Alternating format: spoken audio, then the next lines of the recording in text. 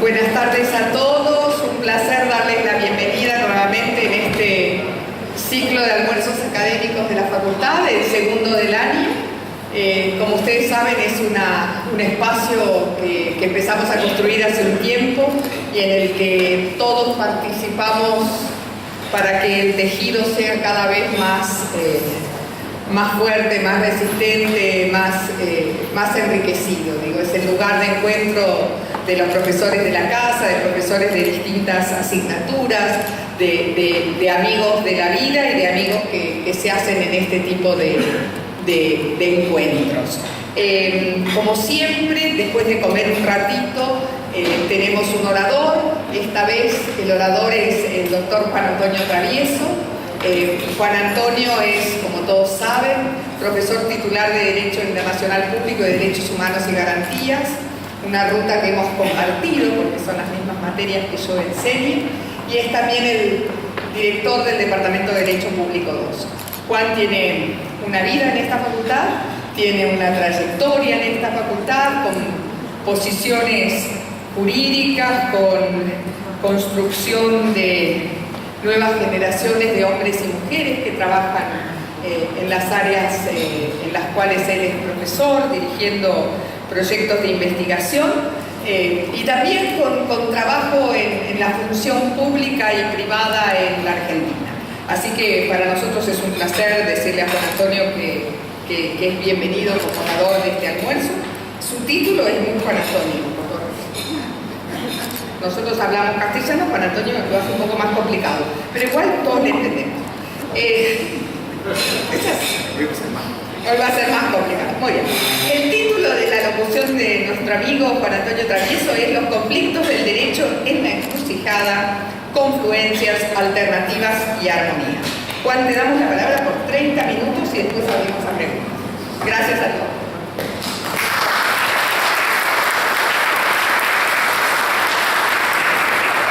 Muchas gracias, decana, muchas gracias a todos. La verdad que me siento muy feliz de poder estar acá. Uno se siente casi un histórico. Somos como, yo personalmente me siento a veces como un dinosaurio que ando caminando todavía en las capas, ¿no? de la tierra. Es decir, vamos formando, es decir, nos sentimos muy orgullosos de poder haber participado tanto en tantas acciones, tantas cosas que hemos vivido en nuestra vida. Bueno, este momento es un título muy a lo Juan Antonio y entonces, bueno, voy a ser fiel a mi historia. En primer lugar, el título ha sido muy criticado. Me dijeron que el conflicto de derecho en la encrucijada parece un título de autoayuda, de un libro de autoayuda. Pero realmente trataremos de que sea no autoayuda, sino ayuda colectiva, porque en realidad siempre o casi siempre hay una tendencia en el derecho a asignar dificultades y obstáculos, especialmente cuando no hay puntos simples de partida. Y todos creemos con razón que una encrucijada es un cruce de caminos en lo que hay que elegir uno de ellos. Y el derecho opera en estos casos como el argumento de una historia, como dique, como revelación. Y ahí entonces el punto es adivinar el contenido de estos caminos, elegir la ruta con soluciones para problemas concretos y de esa manera establecer confluencias, alternativas y armonías. Voy a empezar con un laberinto que no lo dije yo, no lo inventé yo, lo inventó Borges. Y en un cuento de Borges dijo lo siguiente: se dice que hubo un rey de Babilonia que reunió a sus arquitectos y magos y les ordenó construir un laberinto tan perplejo y sutil que nadie se aventuraba a entrar, y los que entraban se perdían. Con el tiempo vino a su corte un rey de los árabes, y el rey de Babilonia lo hizo penetrar en el laberinto, donde vagó confundido hasta la declinación de la tarde. Entonces imploró socorro divino y dio con la puerta. No se quejó, pero le dijo al rey de Babilonia que él en Arabia tenía otro laberinto y que se lo daría a conocer algún día. Vamos a seguir el suspenso de este cuento hasta el final. Entonces, volvamos al tema. Para superar estos conflictos de derecho hay que acertar con señales que nos permitan salir de los laberintos. Esa es la clave del derecho. Siempre estamos ante un laberinto y tenemos que salir. El primer paso, el primer conflicto que tenemos la gente de derecho es el lenguaje del derecho. Es decir, el lenguaje con sus palabras que tiene, y yo me estoy acordando que en el año 80 escribí un trabajo sobre el lenguaje en el derecho, el lenguaje es el primer gran obstáculo. ¿Por qué? Porque tiene expresiones ambiguas, palabras vagas, textura abierta, y siempre tenemos que encontrar alguna fórmula para poder acertar a que las palabras indiquen el contenido de determinados elementos. El derecho tiene un lenguaje especial. Y acá vuelvo a Borges. Borges decía, en forma más clara que todos los juristas del mundo, decía, si el nombre es arquetipo de la cosa, en las letras de rosa está la rosa y todo el Nilo es la palabra Nilo. ¡Qué genialidad! El segundo paso es la naturaleza jurídica. En realidad es un problema o una solución. Siempre cuando uno encara, nosotros en realidad la gente de derecho somos como detectives de naturalezas jurídicas y enseñamos a los alumnos a hacerlos cada vez más detectives en eso. Es lo que enseñamos, es decir, tenemos que enseñar un tema de subsunción. En el conflicto tenemos que saber y enseñar el tema de la subsunción.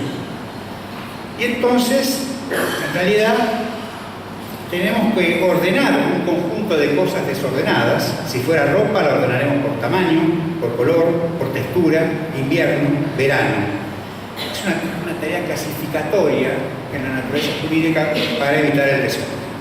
Esto que no escuche mi mujer, porque seguramente me va a decir que son todas mentiras. El tercer paso es cuando aparece el primer conflicto del derecho más claro, que es el tema de la jerarquía entre normas. Que siempre las normas no son todas iguales. Hay normas que tienen distinto peso de otras. Cada uno tiene su valor, como las piezas de ajedrez. Y entonces, en una primera aproximación nos vamos a encontrar con normas de diferente rango, estas normas de la Constitución y normas comunes, pero el problema se presenta ante dos normas del mismo rango, y aquí la pregunta es cuál se aplica, y aquí el clásico, la solución clásica. Primero vamos a atender a la cronología, y luego entre dos normas del mismo rango vamos a ver que la nueva deroga a la más antigua y la especial deroga a la general. Aquí no dije nada nuevo. Vamos a aparecer en el segundo conflicto, en la primera estación del segundo conflicto, que es entre normas similares de rango constitucional. Y aquí, en este caso, se presentan, y hay muchos ejemplos. Acá voy a entrar directamente en casos prácticos. Estoy recordando un caso práctico, el caso de Ponseti y de Balbín, en donde precisamente se trabajó en el rango entre normas constitucionales y otras de derechos humanos. Es decir, se le asignó una prioridad básica entre lo que es el artículo 19, por un lado, y por otro lado, las distintas normas del artículo 13 de la Convención Interamericana y el 1071 bis del Código Civil. Es decir, una excelente combinación en donde se encuentra una solución. Y el otro, por supuesto, el caso que se graduó de leading case en nuestra facultad, es sin dudas Ekmejian con Sofovich, en donde precisamente en la discusión entre normas internas e internacionales se zanjó el gran paso que tenía la jurisprudencia argentina, que aplicaba muy mal el derecho, porque se aplicaba entre normas internacionales e internas, se le aplicaban los criterios que habíamos dicho anteriormente, en la cuestión de la cronología y la cuestión de la especialidad. Un error gravísimo que duró durante muchos años en nuestra realidad jurídica. Por suerte terminó, y una de las claves fue básicamente este fallo y básicamente también el artículo 27 de la Convención de Viena sobre el Derecho de los Tratados, que había sido aprobado y dice que una parte no podrá invocar las disposiciones del derecho interno para justificar el incumplimiento de un tratado. Una clave fundamental para poder señalar un camino de conflictos. En realidad, todo esto se termina con el artículo 75, inciso 22, donde se dice que los tratados y concordatos tienen jerarquía superior a las leyes. Un giro de 180 grados. La segunda estación en la que nos vamos a parar es la colisión entre la Convención Interamericana y los sistemas jurídicos internos. ¿Qué es lo que sucede? Que en realidad es una variante también del derecho interno y el derecho internacional. Bueno, básicamente es las normas de la Convención Interamericana pueden estar en oposición con la Constitución. son interrogantes que los autores van solucionando de distinta manera, nos lleva, digamos, a una definición que utilizó muy claramente la Corte Interamericana de Derechos Humanos hace muchos años, en el 82, cuando define cómo son los tratados de derechos humanos, que no son tratados comunes, no son los tratados del artículo 27, sino que son los tratados modernos, voy a citar, sobre derechos humanos en general y en particular la Convención Americana, no son tratados multilaterales del tipo tradicional, concluidos en función de un intercambio recíproco de derechos para el beneficio mutuo de los estados comunes, para los estados determinados. Su objeto y fin son la protección de los derechos fundamentales de los seres humanos, independientemente de su nacionalidad, tanto frente a su propio Estado como frente a los otros Estados contratantes. Al aprobar estos tratados sobre derechos humanos, los Estados se someten a un orden legal dentro del cual ellos, por el bien común, asumen varias obligaciones, no en relación con otros Estados, sino hacia los individuos bajo su jurisdicción. ¡Qué extraordinaria definición! Es una definición perfecta de unos tratados especiales que son los de derechos humanos. Ahora bien, ¿cuál es la base para la solución de conflictos? Porque acá tenemos que encontrar alguna solución. Siempre, en primer lugar, la definición amplia que acabo de expresar sobre el derecho de los tratados. Y en segundo lugar, siempre hay que tener en cuenta la aplicación pro homine, que permite dar un salto cualitativo de los derechos y proveer una fórmula amplia para la solución de los conflictos. Se ha dicho, se ha afirmado que sin perjuicio de la autonomía de cada orden jurídico, para determinar los modos de su integración, para establecer el orden jerárquico de sus normas y por lo tanto individualizar los criterios para resolver y superar los eventuales conflictos que puedan plantearse, la pluralidad de fuentes apuntadas impone una compatibilización. Y asimismo dice que el principio pro homine es un criterio hermenéutico que informa todo el derecho de los derechos humanos. Este principio coincide con el rasgo fundamental del derecho de los derechos humanos, esto es, estar siempre a favor del hombre. Esta cita la digo de mi colega, la doctora Pinto. ¿Cómo entramos en el tema del conflicto que ha trabajado sobre el principio pro homine? Ahora vamos a entrar de lleno en lo que yo llamo el palacio de los conflictos del derecho. Y entonces, quizás debemos haber empezado desde aquí y no desde donde empezamos. Pero creo que lo fundamental es encontrar, digamos, este elemento. Y lo primero que nos vamos a encontrar, porque en la bibliografía se habla de una diferenciación entre derechos humanos y derechos fundamentales. Yo en realidad me he opuesto a esa división entre derechos humanos y derechos fundamentales, porque decir que unos son fundamentales quiere decir que otros no son tan fundamentales.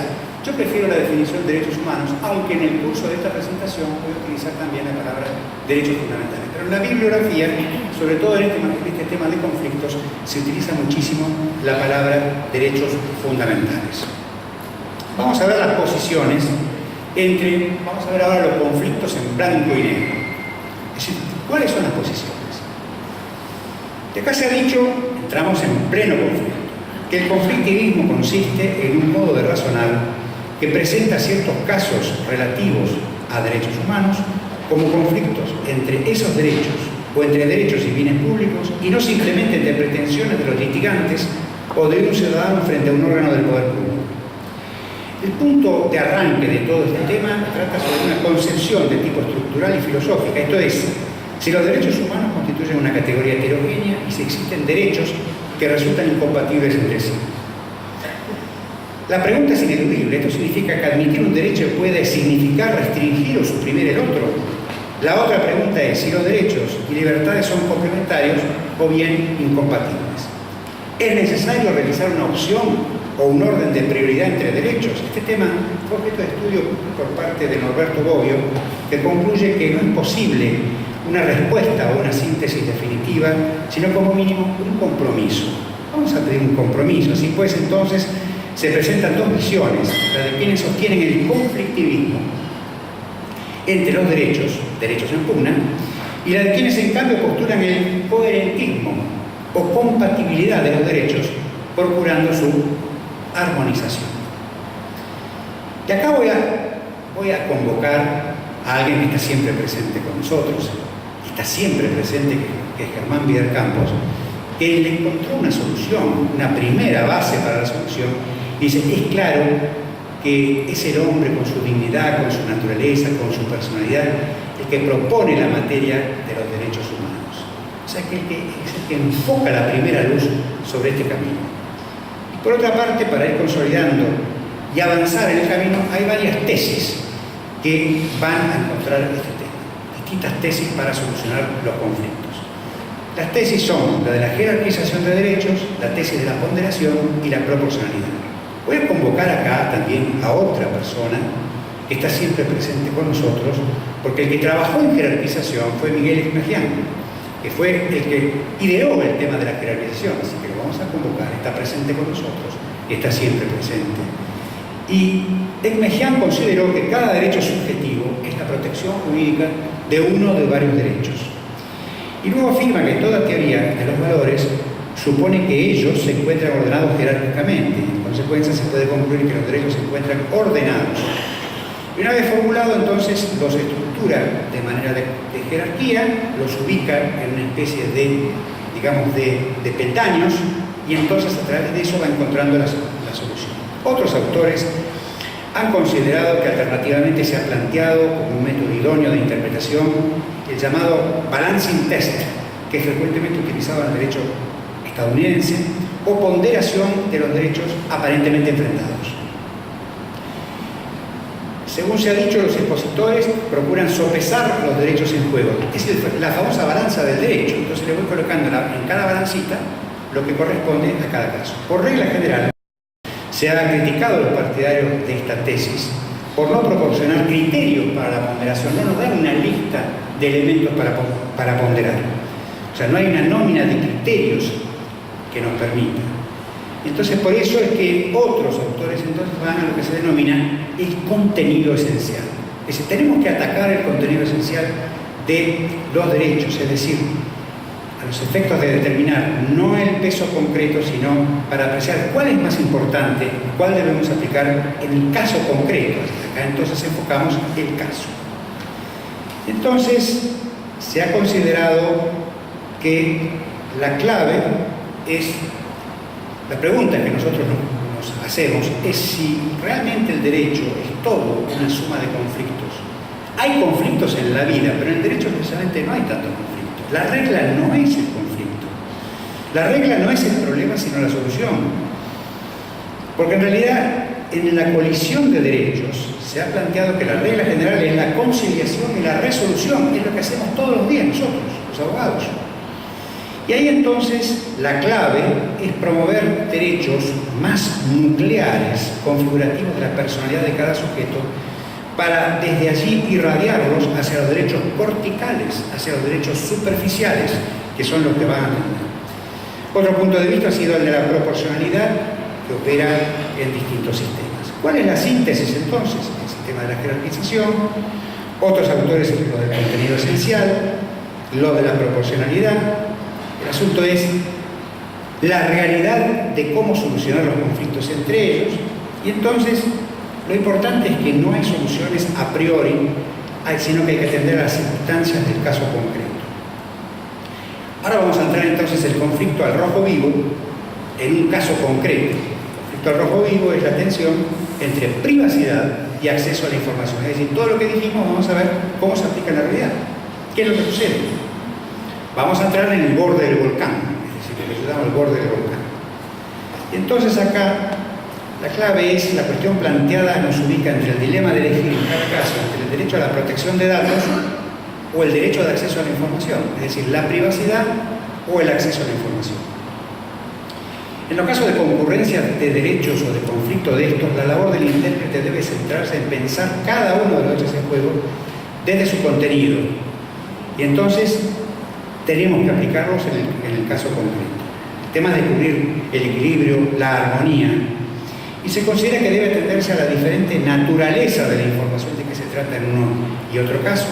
No puede confundirse la información pública, miren a dónde entramos ahora, la información pública, con los datos personales que puedan formar parte de los expedientes o registros administrativos.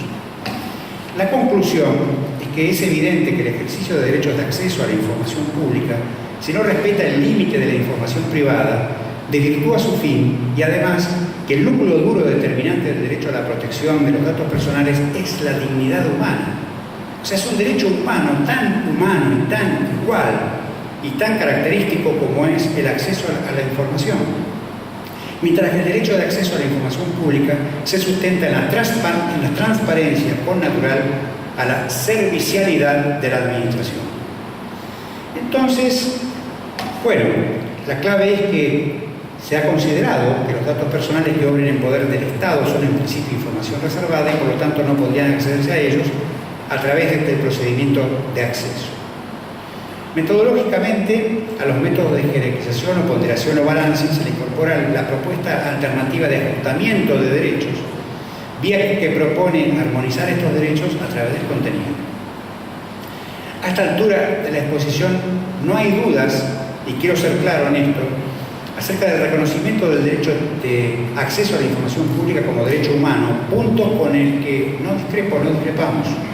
Según decía, esta es una cita extraordinaria, el juez del Tribunal Supremo de Estados Unidos, Luis Brandeis, que yo creo que es algo extraordinario, seguirlo a Brandeis es algo, decía, "Sunlight is said to be the best of disinfectants". La luz del sol es el mejor desinfectante. Es extraordinaria esta cita. Y otro autor se ha preguntado cómo se puede reconciliar la tensión entre privacidad y acceso a la información pública. El acceso a la información pública debe ser sacrificado en el altar de la privacidad. La privacidad debe evaporarse a favor del gobierno para desinfectarse con la luz del sol. Es imprescindible la relación existente entre transparencia y protección de datos. Y acá entonces debe considerarse un obstáculo. Hay que tener en cuenta que la sociedad abierta y democrática no puede negar el acceso a la información, pero también tiene que sopesar el derecho a los datos personales. Hay un autor norteamericano que se llama Westing con una cita muy actual para la realidad argentina, donde dice, la realidad argentina actual, donde dice que el Estado moderno totalitario, no quiero decir que el Estado argentino sea totalitario, pero quiero decir que hay notas muy extrañas. El Estado moderno totalitario se basa en la clandestinidad para el sostenimiento del régimen, pero con alta vigilancia y divulgación para todos los demás grupos. La sociedad democrática se basa en la libertad de prensa como control de gobierno y la privacidad como protector de las personas o grupos. Recordemos el caso CIDE.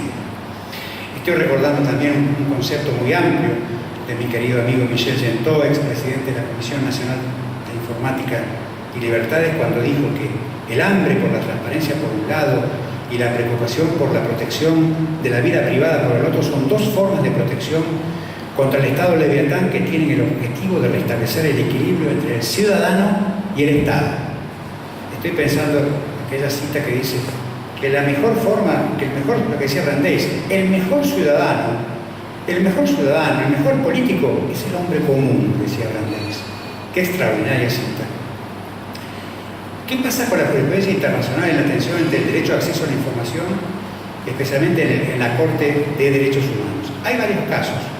Hay un caso contra Hungría del año 2008, pero que lo que hay que señalar es que en ningún momento se planteó la diferencia o el conflicto con datos personales. Y se le criticó que se centraba en determinar qué era el dato privado versus la información pública, pero no se estableció, no se delineó el concepto de los datos personales.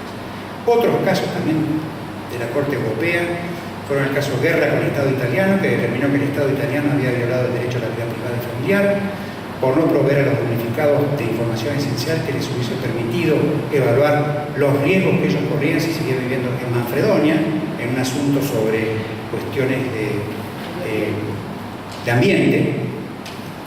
Y finalmente el caso Cafaro, que pone en tela de juicio la famosa Directiva 95/46, que es la directiva que establece el nivel adecuado y la protección equivalente, en el cual la Argentina afortunadamente forma parte de ese esquema, en donde se dice que los Estados miembros, al tiempo que permiten la circulación de datos, no deben también asegurar en particular el derecho a la intimidad en lo que respecta al tratamiento de dichos datos.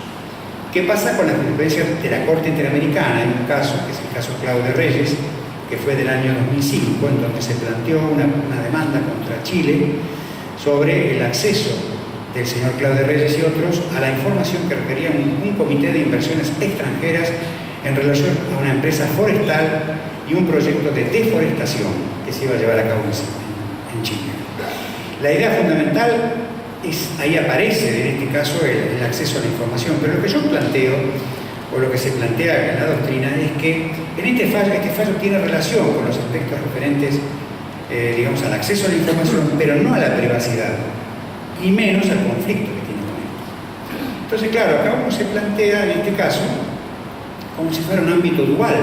Por un lado están los estados que aceptan el acceso a la información pública y no aceptan o relegan la privacidad, por otro lado están los que aceptan la privacidad y no aceptan el acceso a la información.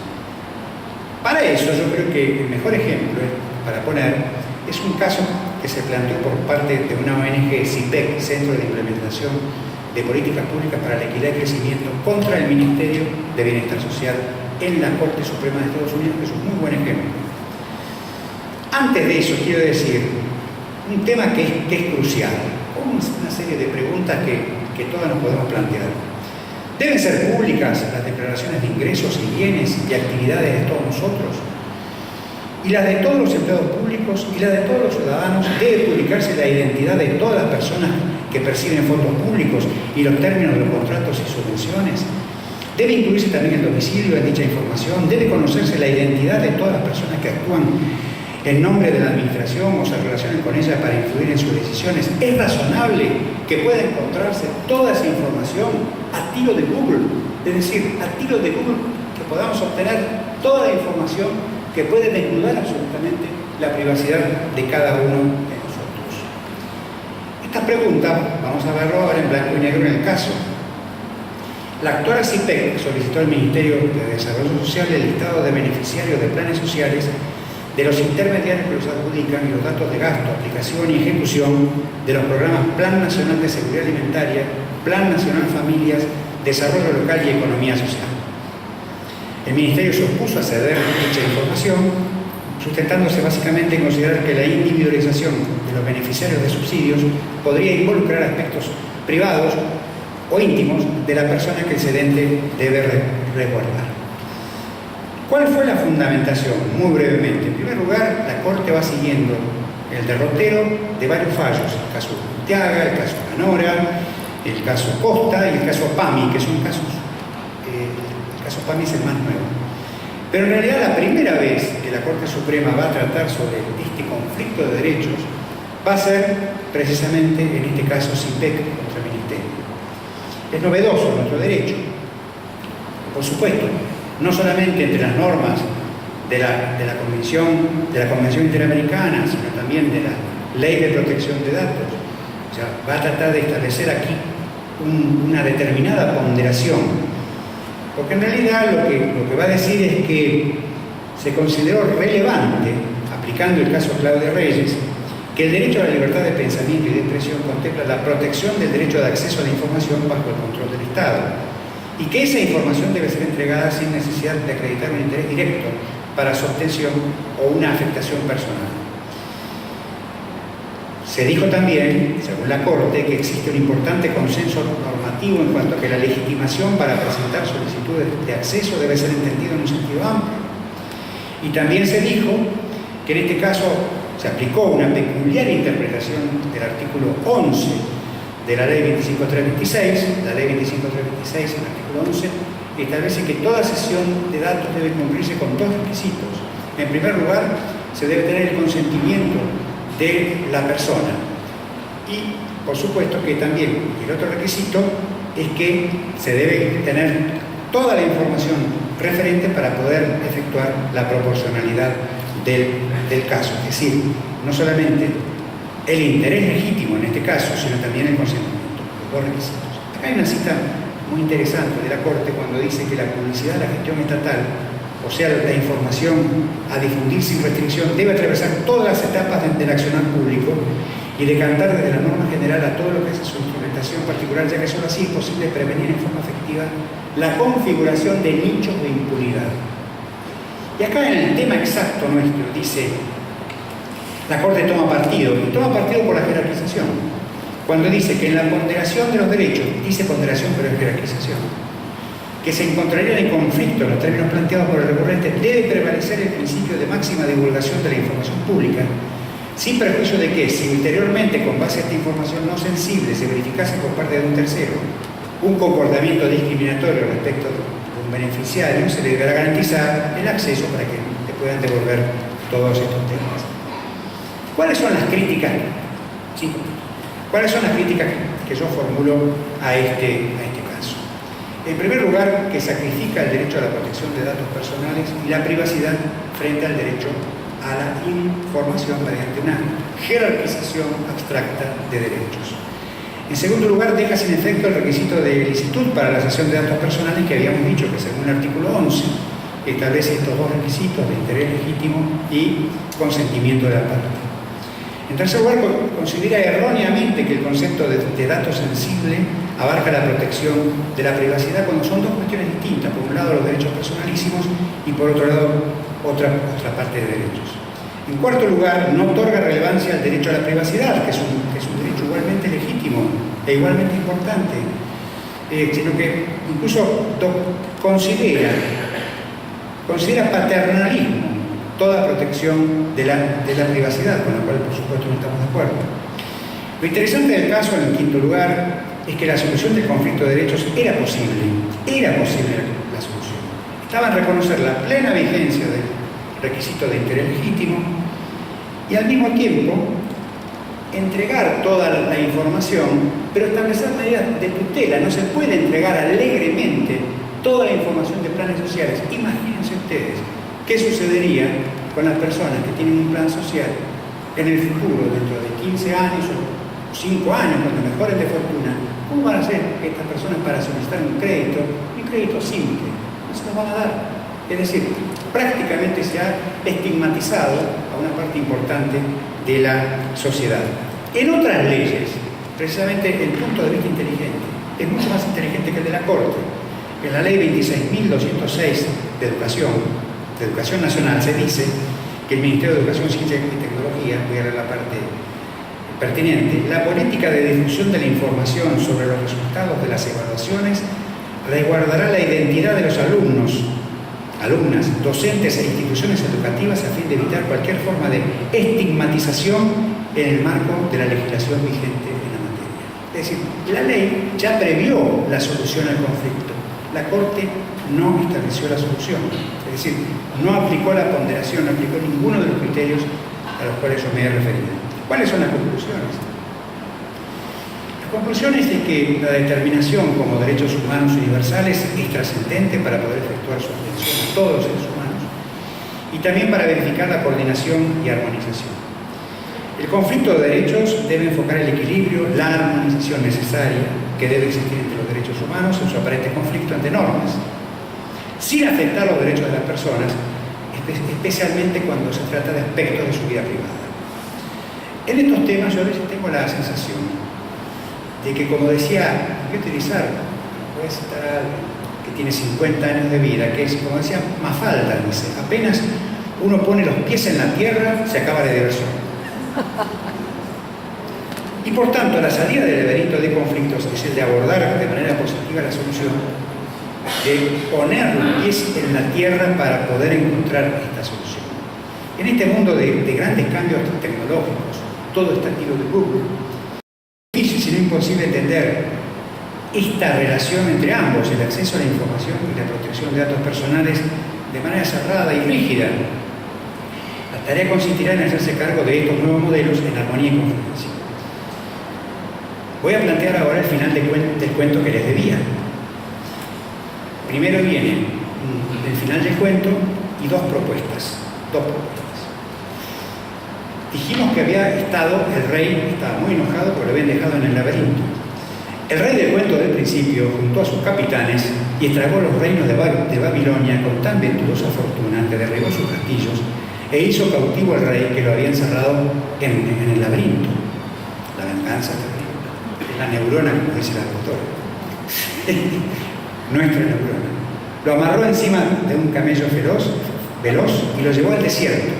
Cabalgaron 3 días y le dijo: en Babilonia me quisiste perder en un laberinto, con muchas escaleras, puertas y muros. Ahora el poderoso ha tenido a bien que te muestre el mío, donde no hay escaleras que subir, ni puertas que forzar, ni fatigosas galerías que recorrer, ni muro que impedirá el paso. Luego le desató las ligaduras y lo abandonó en la mitad del desierto, donde murió de hambre y de sed. Es decir, le encontró la solución al laberinto de una manera terrible. Un conflicto verdaderamente insalvable. Pero veamos ahora las dos propuestas. Y cada uno le va a dar su adaptación al mundo del derecho. La primera es de Alicia en el País de las Maravillas. Sobre todo como está Alicia, gran amiga, se lo voy a dedicar a él. Y trata una historia con 2 gatos. La famosa historia, yo creo que no hay una historia más interesante que Alicia en el País de las Maravillas. Yo soy un gran lector. Le dice: Mino, ¿podrías decirme por favor qué camino debo seguir para salir de aquí? Le dice Alicia. Y eso depende en gran parte del sitio al que quieras llegar, le dice el gato. No me importa mucho el sitio, dijo Alicia, entonces tampoco me importa mucho el camino que tomes. Le dice el gato. Siempre que llegues a alguna parte, le dice Alicia con una explicación. Entonces le dice le dice el gato, siempre llegarás a alguna parte si caminas lo suficiente. Es un trabajo fundamental.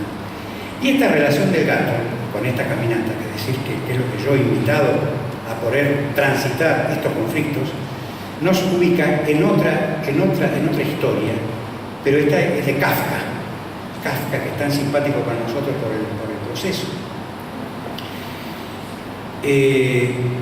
Otra versión, es el cuento más breve, creo que es el cuento más breve de la historia.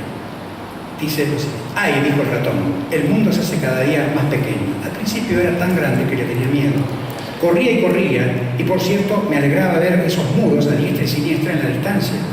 Pero esas paredes se estrechan tan rápido que me encuentro en el último cuarto, y ahí en el rincón estará la trampa sobre la cual debo pasar. Todo lo que debes hacer es cambiar de rumbo, dijo el gato, y se lo comió. Siempre se llegará a alguna parte sin limitar ni restringir derechos humanos, con armonía y confluencia. Pero eso sí, hay que evitar a los gatos. Muchas gracias.